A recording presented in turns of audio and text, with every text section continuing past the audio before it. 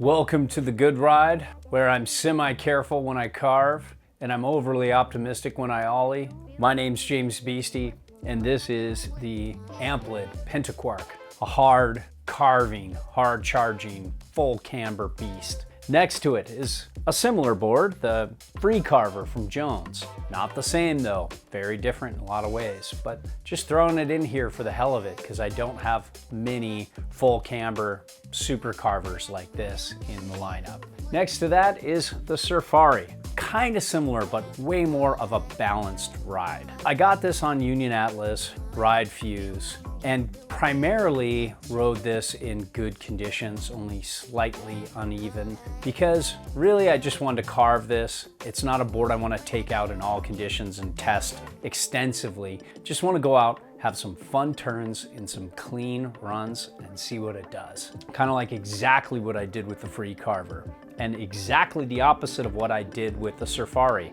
That is much more of a all conditions, kind of one board, super directional daily driver. When it comes to sizing, this 58 felt pretty good for me. I'm always a little small boot wise for my weight and my height, but overall it was fine. At 185, this just handled my weight no problem. I was glad I'm a little on the heavy side for my height, and I could handle this stiffer flex better. For 5'10", fine. Same with the Freecarver. I was kind of surprised that a board this gnarly handled me okay. This is full on, unapologetic fucking camber.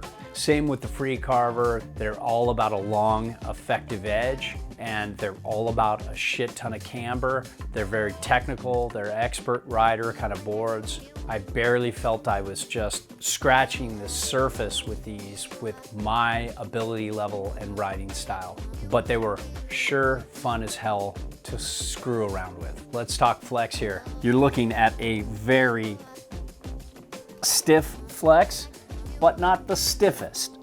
There are many boards like this that are much stiffer, but yet this accomplishes so much with this flex, and we'll talk about that later because it's just such a damp ride. Nose, tail are stiff, and there's a good bit of pop. On snow, this feels much stiffer than it looks. This is not a board for buttering. This is not a board for ollies. This is a board for spring out of the turn, and that's what it did really well. And when it comes to uneven terrain, all these boards just kill it. I mean, even the Jones does well, but Amplid's on another level than every other brand I've ever tried. Their dampness and the way it absorbs every kind of chatter I've seen out there, from soft uneven snow to hard micro bumpy snow and everything in between. This just does better than most for this kind of flex and ride personality. Just exceptional. Never gets cranky really. The Freecarver, very close, but again, not on their level, not on the Amplid level. That's just next level shit. These can bomb. They are so fast. No matter what speed I gave it, it was fine with it. I always wanted to back down. I just don't have the insurance policy or the ability level to handle a board like this, given it everything it wants. Same with the Freecarver. Both are hard charging boards. The Pentaquark was not the best base in terms of glide, but pretty good. When it comes to edge hold, I felt like the Freecarver was a little better gripping harder snow.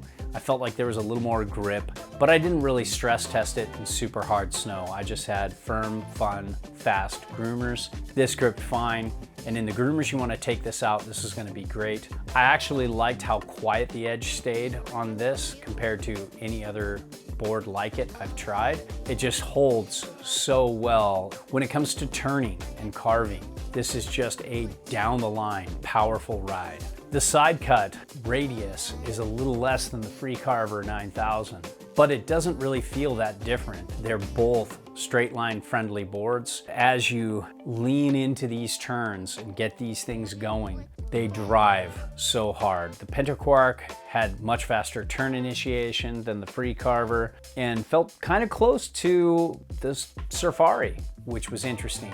But when you got it on edge, this thing just liked high speed down the line, narrow-ish S-turns. I could carve across the groomers okay with both of these. To my surprise, I thought the side cut wouldn't really let me do it, but both of them let me get across the groomer a little better than I thought.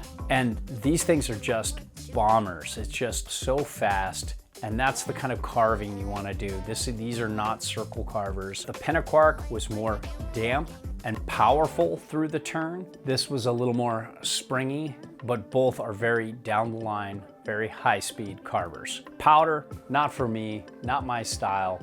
I wouldn't want to. Get the Surfari if you like to flirt with high speed assaults, but you also want something that has good directional float and powder. That's the Surfari, or the Hovercraft for that matter. Overall, this is a very limited board that does a couple things really well.